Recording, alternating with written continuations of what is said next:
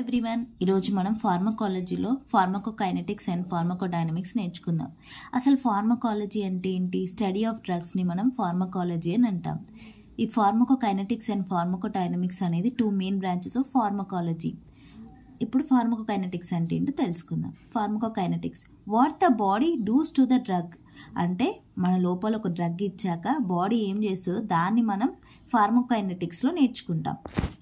Pharmacodynamics అంటే what the drug does to the body, మన బాడీలోకి ఒక డ్రగ్ వెళ్ళి ఏం మెకానిజం ఆఫ్ యాక్షన్ చూపిస్తుంది, అంటే డ్రగ్ ఏం చేస్తుంది మన బాడీలో అనే దాన్ని మనం ఫార్మకోడైనమిక్స్లో నేర్చుకుంటాం.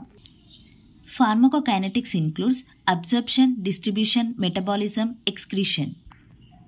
ఇప్పుడు మనం absorption, distribution, metabolism and excretion గురించి తెలుసుకుందాం ఇన్ డీటెయిల్డ్గా. ఇప్పుడు ఒక పర్సన్కి డ్రగ్ ఇచ్చాం మనం ఓరల్ రూట్లో, అంటే ఏమవుతుంది అప్పుడు అది మౌత్ నుండి ఈసోఫాగస్ నుండి స్టమక్కి వెళ్ళి, స్టమక్ నుండి ఇంటెస్టైన్కి వెళ్ళి అబ్జర్ప్షన్ అవుతుంది బ్లడ్లోకి. సో ఇక్కడ ఏంటంటే అసిడిక్ నేచర్, అసిడిక్ మీడియంలో అబ్జర్వ్ అయ్యే డ్రగ్స్ ఉంటాయి, కొన్ని బేసిక్ మీడియంలో అబ్జర్వ్ అయ్యే డ్రగ్స్ ఉంటాయి. అసిడిక్ మీడియంలో అబ్జర్వ్ అయ్యే స్టమక్ నుండి అబ్జర్వ్ అవుతాయి. బేసిక్ మీడియం నుండి అబ్జర్వ్ అయ్యే డ్రగ్స్ ఏంటి? ఇంటెస్టైన్ నుండి అబ్జర్వ్ అవుతాయి. సో ఐదర్ స్టమక్ నుండి అయినా ఇంటెస్టైన్ నుండి అయినా అబ్జర్వ్ అవ్వచ్చు, కొన్ని స్టమక్ అయినా ఇంటెస్టైన్ నుండి కూడా అబ్జర్వ్ అవుతాయి. సో అబ్జర్వ్ అయ్యేక్కడికి బ్లడ్లోకి వెళ్తుంది, సర్క్యులేషన్కి వెళ్ళాక ఏమవుద్ది? యాక్షన్కి వెళ్తాయి, అంటే సైట్ ఆఫ్ యాక్షన్కి వెళ్తాయి. సైట్ ఆఫ్ యాక్షన్కి ఎలా వెళ్తాయి? ఇప్పుడు మనకి హెడేక్ ఉందనుకోండి, బ్రెయిన్లోకి వెళ్తుంది. సైట్ ఆఫ్ యాక్షన్ అనేది బ్రెయిన్ అవుద్ది. ఇప్పుడు మనకి డయేరియా ఉందనుకోండి, ఇంటెస్టైన్, అండ్ టాకికార్డియా, బ్రాడికార్డియా ఉంటే హార్ట్. అలా డిసీజ్ని బట్టి సైట్ ఆఫ్ యాక్షన్ అనేది డిసైడ్ అవుద్ది. సో నెక్స్ట్ ఏంటి? సైట్ ఆఫ్ యాక్షన్కి వెళ్తుంది. వెళ్ళాక అక్కడ దాని మెకానిజం ఆఫ్ యాక్షన్ చూపిస్తుంది. ఈ మెకానిజం ఆఫ్ యాక్షన్ అనేది ఫార్మకోడైనమిక్స్ కిందకి వస్తుంది, ఆ తర్వాత డిస్కస్ చేద్దాం. సో ఇక్కడ ఏంటి? మెకానిజం ఆఫ్ యాక్షన్ చూపించి మనకి ఏ ప్రాబ్లం ఉందో అది సాల్వ్ చేస్తుంది. ఇప్పుడు ఎగ్జాంపుల్ హెడేక్ ఉందనుకోండి, హెడేక్ని పోగొడుతుంది ఈ ట్యాబ్లెట్ వర్క్ చేసి. లేదా డయేరియా ఉందనుకోండి, ఇంటెస్టైన్లో వర్క్ చేసి డయేరియా పోతుంది. అలా ఈ ట్యాబ్లెట్ అనేది దాని మెకానిజం చూపిస్తుంది. తర్వాత ట్యాబ్లెట్ వర్క్ అయిపోద్ది కదా, ఇప్పుడు ఆ డ్రగ్ వర్క్ అయిపోయాక ఏంటి? అది మన బ్లడ్లో ఉండొద్దు, మన బాడీలో ఉండొద్దు, ఎక్స్క్రీట్ అయిపోవాలి.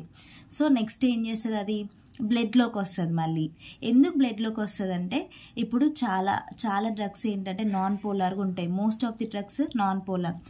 మన యూరిన్ అనేది లిక్విడ్ ఫామ్, అంటే వాటర్, కాబట్టి నాన్ పోలార్ డ్రగ్స్ అనేవి ఎక్స్క్రీట్ చేయరాదు కిడ్నీ. సో అవి పోలార్గా కన్వర్ట్ అయితేనే ఎక్స్క్రీట్ చేయొస్తుంది. సో ఇప్పుడు ఏంటంటే ఈ బ్లడ్ నుండి ఈ సర్క్యులేషన్ నుండి అది లివర్కి వెళ్తుంది. లివర్కి వెళ్ళి ఏంటి? నాన్ పోలార్ టు పోలార్గా కన్వర్ట్ అవుతుంది. దాన్ని మనం మెటబాలిజం బయో ట్రాన్స్ఫర్మేషన్ అని అంటాం. నాన్ పోలార్ టు పోలార్గా కన్వర్ట్ అయ్యేదాన్ని మనం ఏమంటాం? మెటబాలిజం ఆర్ బయో ట్రాన్స్ఫర్మేషన్ అని అంటాం. ఇదేంటి? లివర్లో జరుగుతుంది మెటబాలిజం అనేది.